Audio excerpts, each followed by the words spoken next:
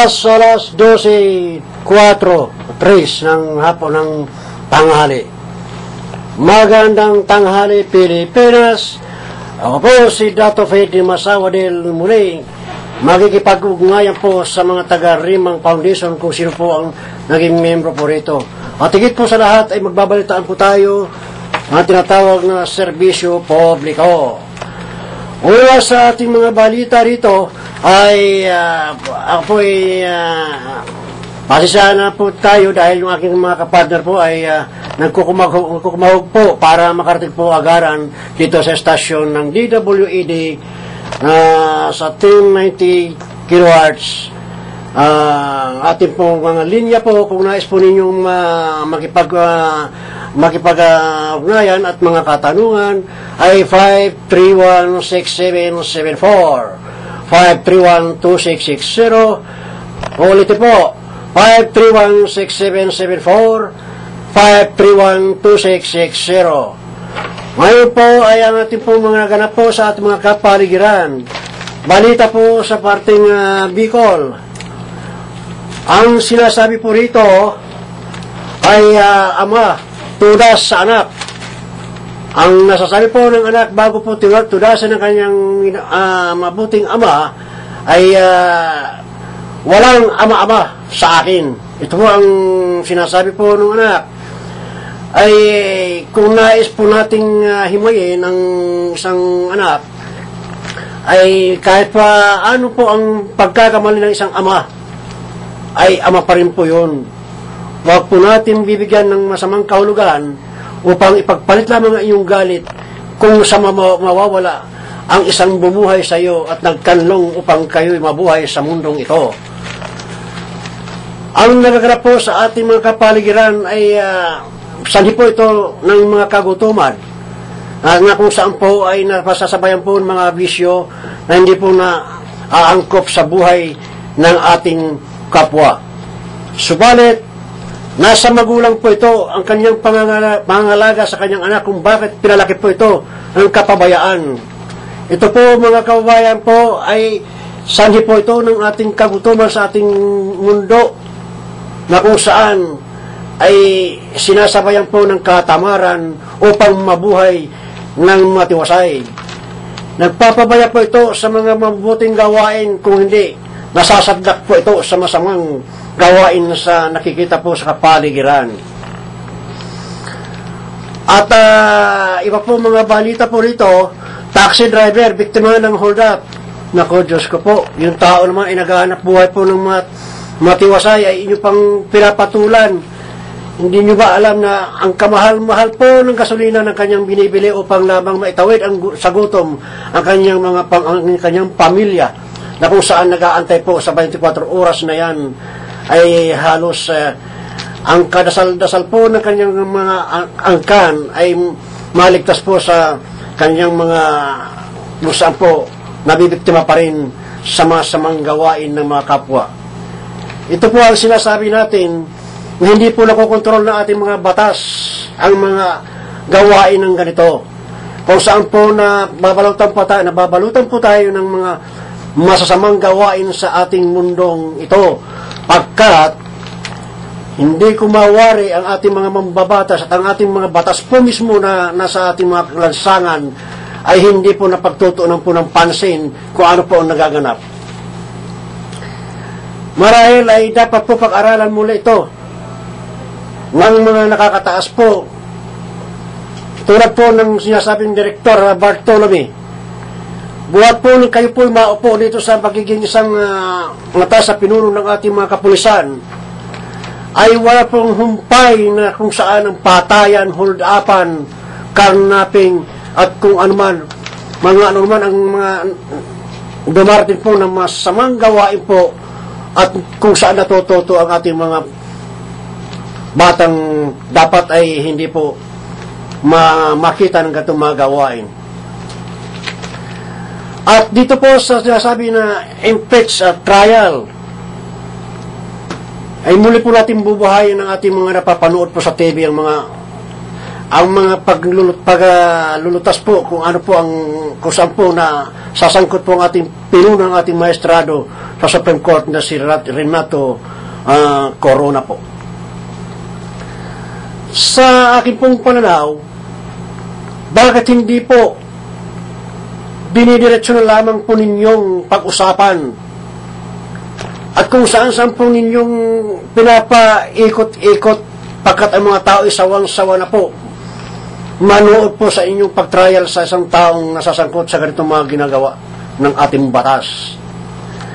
Nawawalan po ng gala ng ating mga tao ng bayan ng ating bansa pagkat ang ating pinuno mismo ng ating mga dapat inaasahan po na makalulutas po ng ating mga katarungan kung saan po ay hindi po nakakamit. Pagkos ay kung sino pa ang mayroong mga perang panglagay sa korte. Sa totoo lang, didiretso na kayo. Nagtataka na naman po ako kung bakit itong mga may katwiran po at ang umahanap po ng magandang katarungan at para sa kanila ay maramot po makarating po sa kanila. Subalit kapag ito ay may pera kahit po ay natatakpan po ng mahiwaga at walang muwang-muwang ng kanyang kaso ay talagang napakarindi po at hindi po dapat pakinggan ng isang husgado. Pagkat po itong mga ganito, pera naman po kayang pinapairal. Tulad po dito sa may Santa Ana, pinagbalik-baliktad po ang katwiran ng isang taong nagsanla ng bahay. Ay hindi naman po siyang pinagsasandaan kundi pinilit lamang at ang sinabi po sa kanya ng may-ari ng bahay ay ililipat po niya sa kanyang pangalan at tutubusin niya doon sa pinagkakasanlaan. Ang tao naman sapagkat makidiyos itong tao ito ay sumigi pagkat labas-pasok po ito sa dati kanyang butika, itong taong ito. Kaya po siya ay pinapalagay niya na hindi siya lulukohin ito. Subalit, mali pala ang kanyang inaakala. Ito pala ay napakasama pong taong ito pagkat ang gawain pala ito ay magpasanla at itutubusin daw niya na wala namang nakikita resibo na tinutubos at pagkatapos ay ililipat niya sa kanyang pangalan ang titulo. At yun namang nangyayari na wala namang pahintulot na ilipat sa kanyang pangalan ang titulo na kung ilan lamang buwan nakakalipas ay samantala ang batas kung naiintindihan po ng may pirang ito na bago mo ilipat sa inyong pangalan ay may mga proseso pa yan upang maging legal po ang pag-angkin ng lupang ito.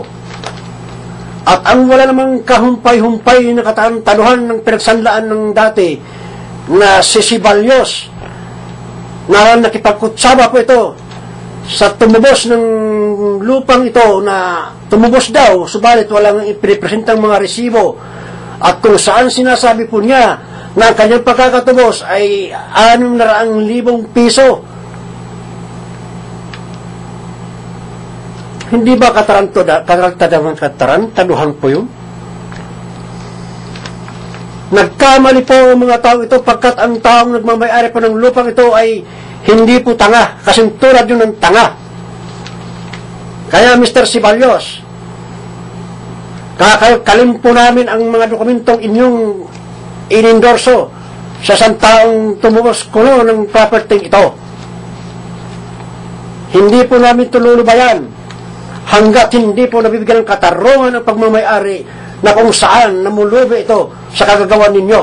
At ang mga abogado pong humahawak nito ay amin po rin kakalkalin.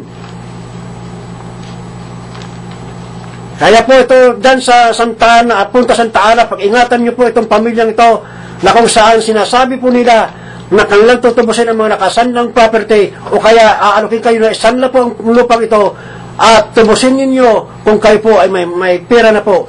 Subalit, talasan po ang inyong mga isip at mga mata at maya't maya pangalan na po ng isang taong ito ang inyong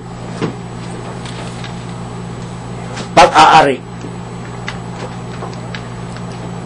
Dumating na po ang ating sinasabi kong mga kaparte po rito, si Cabert. At dumating pa rin pala dito sa... Magandang umaga po kasi siya na ayat ngayon yung traffic ng aking taxi. Kaya Okay naman siya dahil sinabi lang, magmamadali lang tayo kaibigan, kaya medyo puro lang tayo. Pas-pas na masyado natin. Kasama rin si Ma'am Sir, nandyan si Ma'am lang. Ay, ito pala aking Sobra init kayong mga kasama sa labas, talagang terrible. Mahangin pero mainit yung simoy ng hangin. Kaya ingat-ingat tayo po sa mga lalo na sa... Ay, pag-ingatan po yung mga dumara po mga sakit po na naglilipa na po sa ating mga lansangan. Pagkatangati po, ay, nandito na po yung aking kapartner. Si Maring Ray Hakkobo. Magandang umaga at di po tayo lagi po tayo nangunguna dito dahil mahirap nang wala po nagdadala dito sa ating istasyon. Bati. Bakit nga ba wala yung ating mga angels ngayon? Ay, yung isa napilayan eh. Naku Oo, hinahanap po nga dito ng timsang marupok. Dahil nabalian daw ng kanyang binti eh. Sino, sir? Na si Matt. Mat? Binti ba? Binti pa? Binti pa lang. Sa sunod siguro, baywang na. Baka matanda na. Kaya naghanap ako ng kanta ng marupok eh. Bati mo na, Mare. Magandang hapon po sa inyo. Nandito naman po kami sa DWAD. 12 to 2 po kami. Kasama po namin si Sir Datu Fidel Dimasawa sa ating palatuntunan ngayong hapon ng Rima Foundation ng Bayan at mamaya-maya pong konti ang boses ng Pinoy OFW. Magandang hapon po sa inyo. Sana po ay pagpatuloy niyo pagpapakinig po sa amin. Narinig ko si Kabe, nagagalit na high blood yata kayo. Hindi nga dito sa mga nangyayari, yung mga tukol sa mga lupa na sinasanla, pagkatapos inilipat sa kanyang pangalan, ay bukod sa bayan yung pinagsanlaan ng property at pagkatapos sabihin na ito ay biniding. Paano may bibiding po na lagpas pa doon sa pagkakasanla ang kanya ibinayad sa isang lending. Ito kaya ito si Balyos na may-ari ng EM Lending.